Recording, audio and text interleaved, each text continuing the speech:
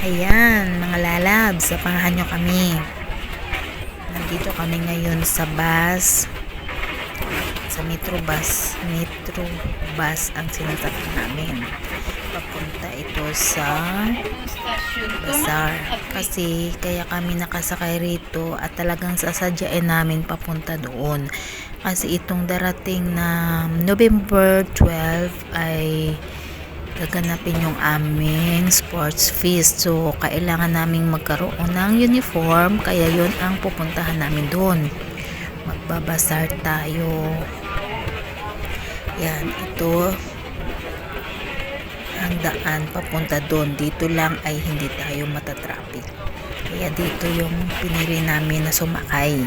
Kahit na alam naman namin na may karanasan na kami dito, nadukutan, pero ito naman ulit, ayan, sumabak na naman siya ulit. So ang papunta doon ay medyo mula sa aming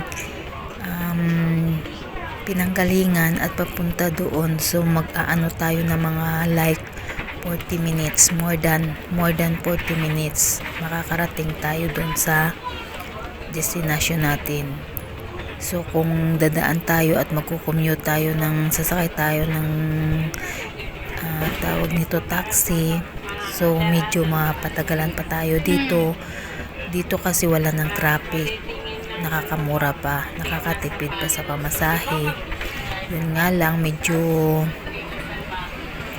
alam naman natin na siksikan ang tao dito.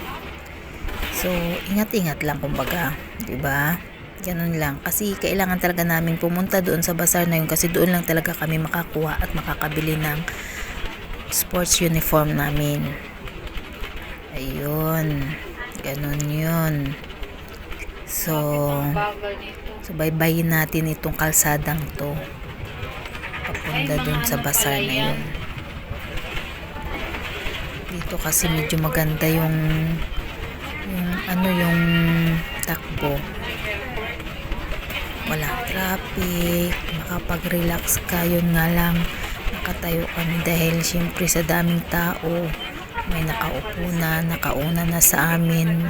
Hindi naman kasi kami yung nag-umpisa sa umpisa ng sakayan, parang nasa pang ilang station kami bago kami sumakay. So mas marami nang nakasakay, kaya nakatayo muna kami. Ayun, 'di ba? Maluwag talaga pag dito ka kasi walang traffic, tuloy-tuloy ang mo, tapos mayroon silang pag huminto sa stasyon,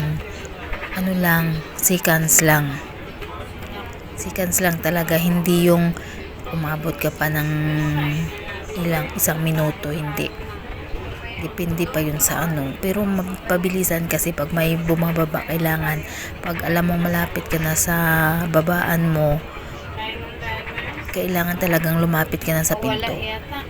Yun para kasi may oras talaga sila magsasara talaga yung pinto. Hindi ka pa nakababa, isara na. So doon ka sa sunod na estasyon bababa. Diba? Ganun sila ganun katindi. So dito medyo malayo-layo pa. Ayan, nasa na kami sa sakyan. Tricycle, nasa tricycle na. Oh, saging. Nasa saging. Kain muna kami ng saging. Sis, oh.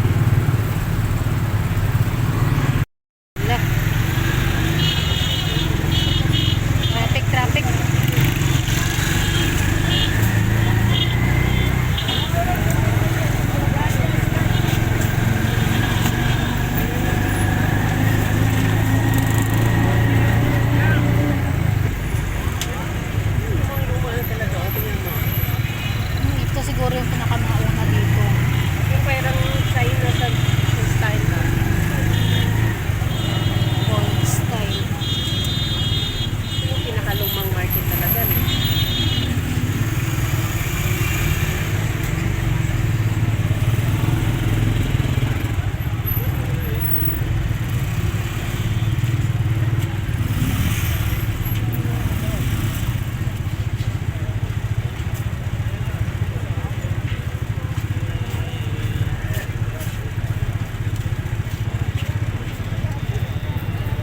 nakasingil ka. Ayun, nakapamili na sila, oh. Ready na, ready na. Nakapamili na sila. Ayun. May mga bit-bit na. Pero mga gutom na yan. At least, mayroon na silang ano. Nag-aana na yung utak. Ayun, magaan ang utak na daw nila, magaan na. Yan, ito na, nakarating na din kami sa labasan. Kaya dumaan muna kami dito sa KFC kasi mga gutom na talaga. Yan, kakain na tayo and then hanggang dito na lang muna. Magpapaalam na po kami. Kasi kakain na. Sige. Bye-bye na.